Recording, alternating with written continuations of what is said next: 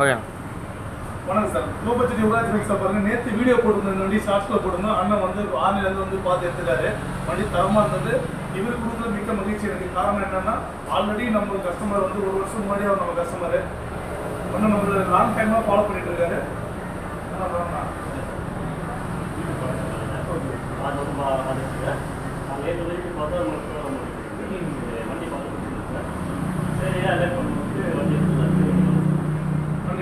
இவர் அவரை கூப்பிட்டுருக்காரு. ஆல்ரெடி நம்ம கஸ்டமர் கூப்பிட்டு இவர் ஆல்ரெடி அதாவது ஒரு 2 வண்டி எடுத்துருந்தோம்.